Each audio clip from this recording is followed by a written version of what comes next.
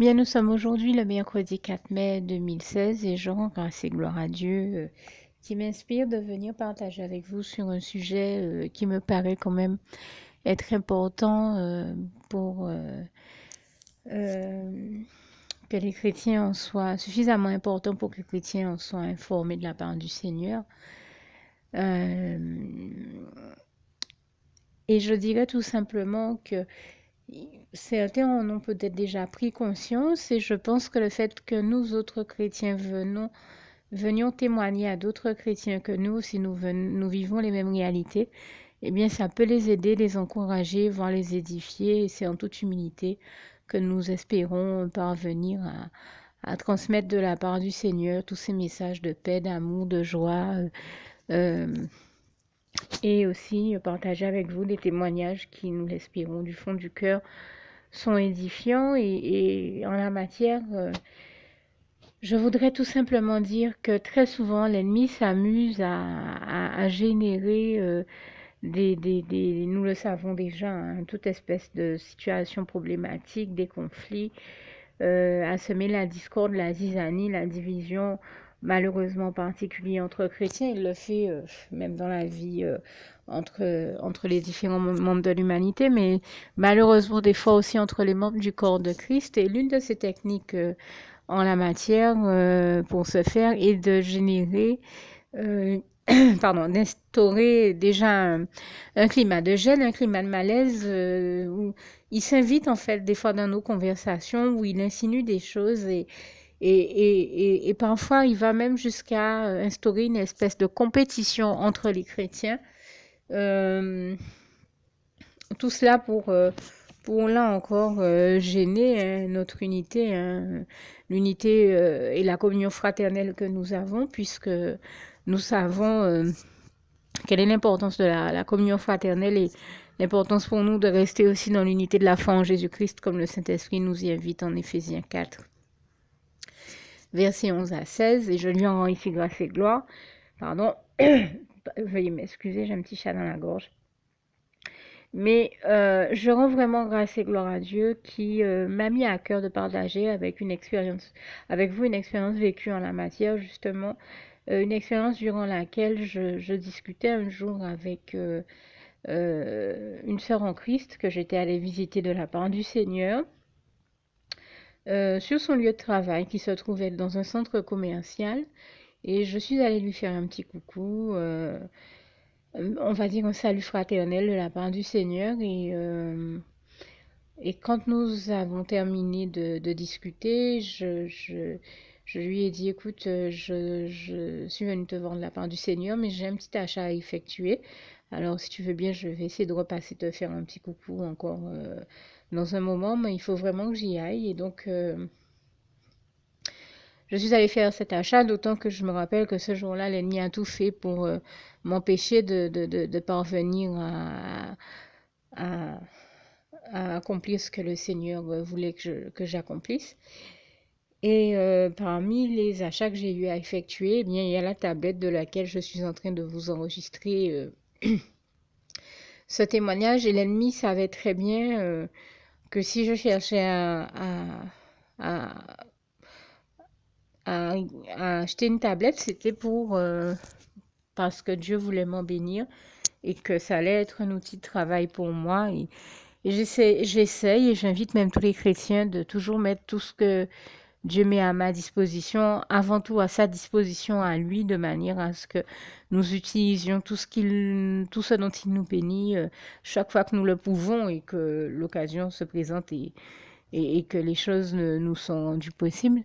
Euh, eh bien, utiliser tout ce dont Dieu nous bénit à sa gloire. Et puisque Dieu m'a béni de cette tablette, je lui en rends grâce et gloire. J'ai considéré que le Seigneur m'équipait d'un outil de travail qu'il s'agissait d'utiliser justement pour faire des témoignages de sa gloire. Et toute la gloire revient à Dieu, à Jésus, à son Saint-Esprit qui m'a inspiré de faire ainsi et qui m'a permis d'y parvenir. Et ce jour-là, l'ennemi, l'ayant déjà compris, essayait de tout faire pour que je ne puisse même pas acheter cette tablette. Mais je remercie et je rends grâce et gloire à Dieu ici qui non seulement m'a donné les moyens, mais aussi la force et l'onction et tout ce qui était nécessaire d'autre, puisque ce jour-là, je sais que j'étais vraiment très très fatiguée et malade. Mais enfin, je remercie le Seigneur qui m'a donné la force de faire l'effort d'y aller et de me la procurer. Et toute la gloire lui en revient. Et quand je suis revenue du magasin où j'avais acheté la tablette, tout de suite la sœur en Christ m'a demandé, mais en fait, t'étais allée t'acheter quoi? Et elle a regardé dans mon sachet et quand elle a vu la tablette, elle m'a dit, tu peux me dire à combien tu l'as eu à peu près? Et je pense que je lui ai dit que c'était une promo, que je l'ai eu à temps, enfin que je sais que c'est une vraie grâce, une vraie bénédiction du Seigneur Jésus, que je lui en rends grâce et gloire. Et là, tout de suite, l'ennemi s'est chargé justement de provoquer cette espèce de compétition entre deux sœurs en Christ. Et tout de suite m'a répondu à travers elle, mais comment tu peux dire que c'est une grâce, que c'est une bénédiction que Dieu t'a faite en te faisant avoir cette tablette-là pour laquelle tu as dû payer, alors que la mienne, je l'ai eue gratuitement.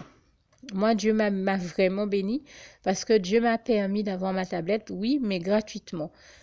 Alors bien sûr, tout de suite, j'ai compris que c'est l'ennemi qui, une fois de plus, et il fait beaucoup ça aux chrétiens, et c'est ce que je dénonce ici, a voulu non seulement instaurer une compétition entre deux chrétiennes, mais en plus a voulu insinuer l'idée que, eh bien, moi, non seulement j'ai dû trimer euh, pour pouvoir m'en acheter une, mais j'ai dû me l'acheter très cher, alors qu'elle qui a un meilleur salaire que moi, enfin, disons, franchement, ce sont des questions auxquelles je ne pensais même pas, hein, mais c'est ce que l'ennemi a insinué.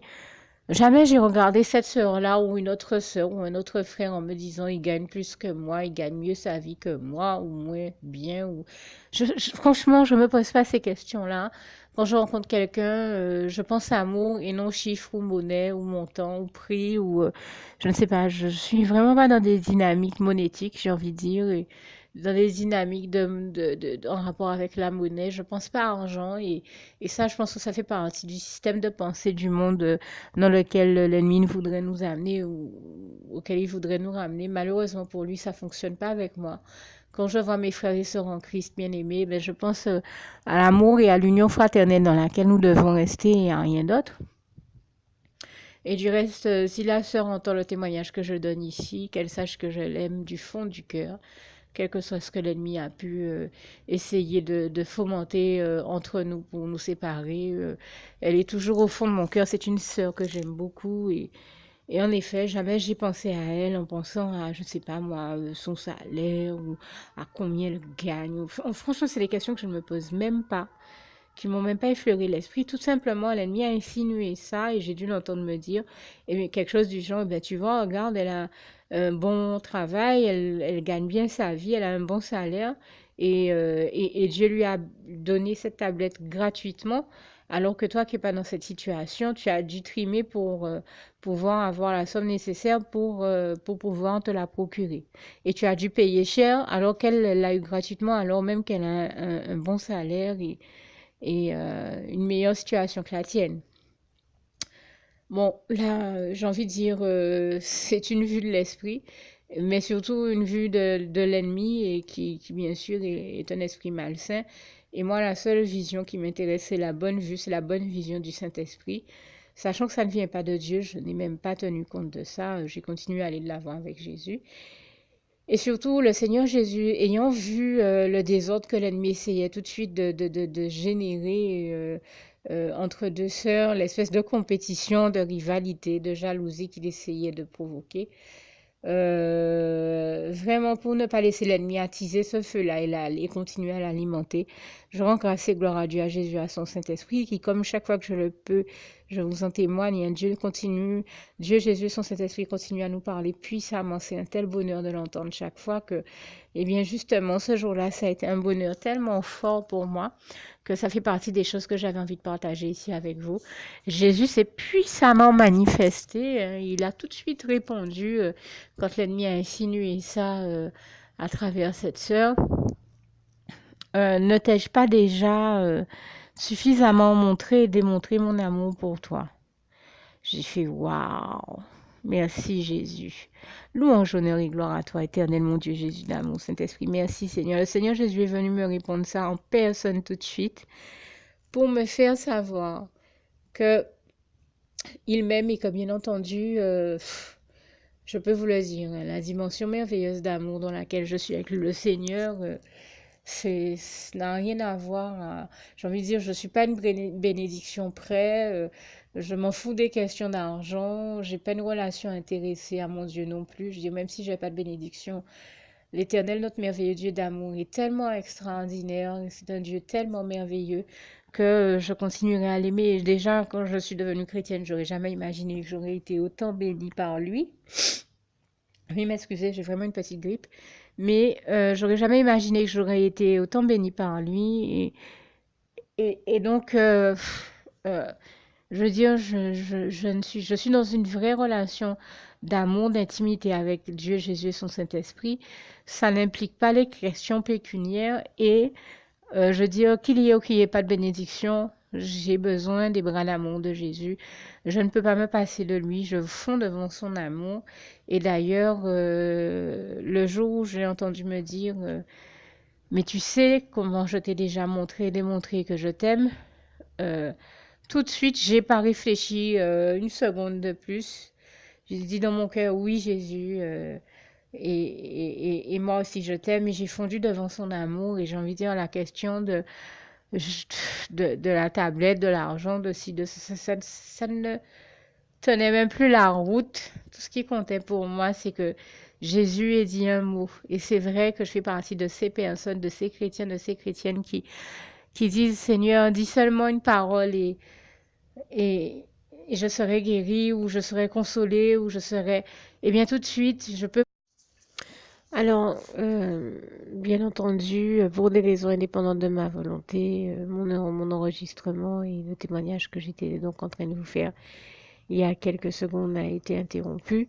Je disais tout simplement qu'il est tellement important pour nous d'entendre ne serait-ce qu'une parole, une phrase, un mot du Seigneur Jésus et que ce seul mot des fois change toute l'orientation d'une journée ou la direction qu'elle prenait ou la connotation qu'elle avait parce que entendre un mot d'amour de la bouche de Jésus ou toute autre parole, hein, c'est tellement réconfortant, ça fait tellement chaud au cœur qu'une seule de ces paroles nous remplit de bonheur. Et je tenais à en remercier ici le Seigneur. Vraiment, toute la gloire en revient à Dieu, à Jésus, à son Saint-Esprit.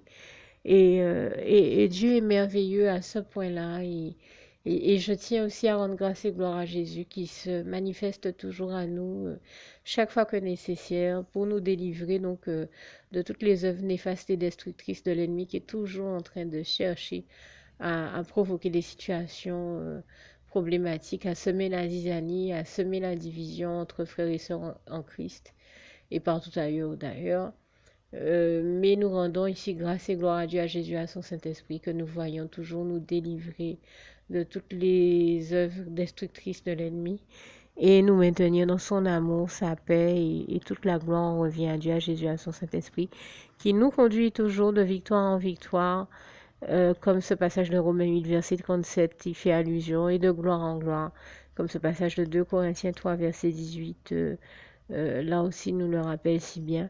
Et nous rendons vraiment grâce et gloire à Dieu, qui est l'éternel vainqueur du diable, comme ce passage de Jean 4, verset 4.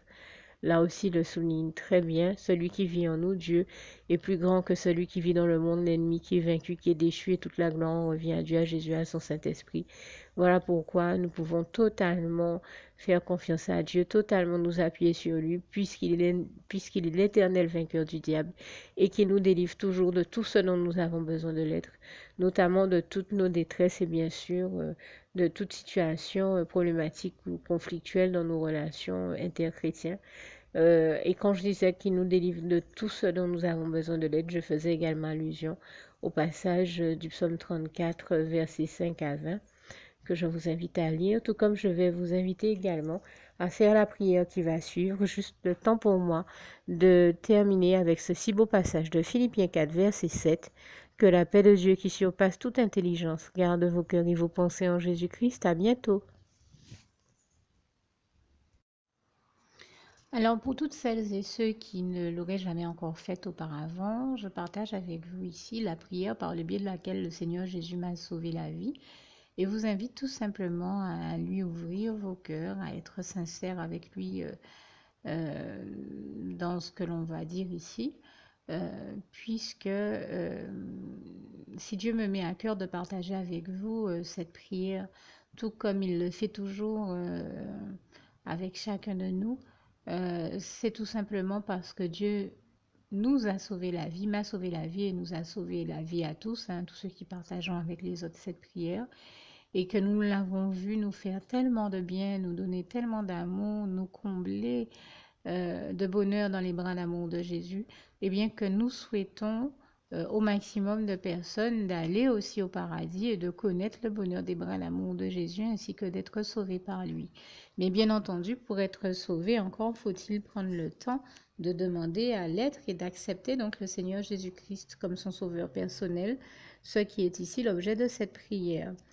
Alors, n'oubliez pas à cet effet qu'il est notamment écrit en Acte 4, verset 12, que Dieu, dans sa grande sagesse, dans sa sagesse infinie, a choisi le Seigneur Jésus-Christ, qu'il l'a mandaté, qu'il a délégué pour être le seul sauveur de toute l'humanité et qu'il n'y a aucun autre nom que celui du Seigneur Jésus-Christ qui nous ait été donné, qui ait été donné à toute l'humanité pour être sauvé. Voilà pourquoi nous avons la certitude qu'en acceptant le Seigneur Jésus comme notre sauveur personnel, nous faisons définitivement le bon choix, d'autant qu'il est également écrit en Jean 14, verset 6, Jésus-Christ est le chemin, la vérité et la vie. Nul ne va au Père Dieu sans passer par le Fils Jésus-Christ.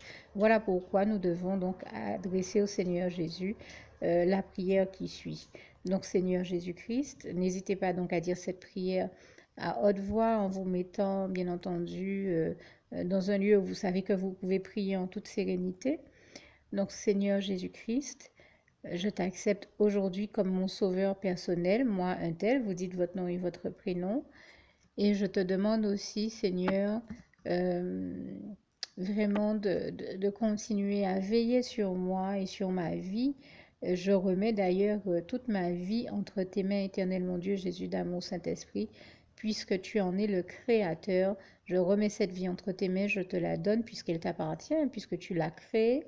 Et je te demande de me conduire à toutes les victoires et réussites que tu as prévues pour ma vie. Tout comme je te demande aussi pardon, éternel mon Dieu, Jésus d'amour, Saint-Esprit, pour tous les péchés que j'ai commis tout au long de ma vie, dès le début jusqu'à la date d'aujourd'hui incluse.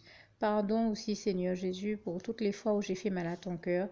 Et surtout, merci, Seigneur Jésus, quand le bon moment sera venu pour ça, de revenir me chercher pour m'amener avec toi dans tes bras d'amour au paradis où je veux demeurer et continuer à te servir et à t'appartenir pour l'éternité en éternité. Et c'est au nom puissant du Seigneur Jésus-Christ que j'ai fait cette prière. Soyez bénis, vous tous qui avez fait cette prière, que Dieu vous garde et vous bénisse tous. Et surtout, n'oubliez pas de partager cette prière avec le maximum de personnes autour de vous, tous vos contacts, famille, amis et bien-aimés, et que Dieu vous en bénisse. À bientôt.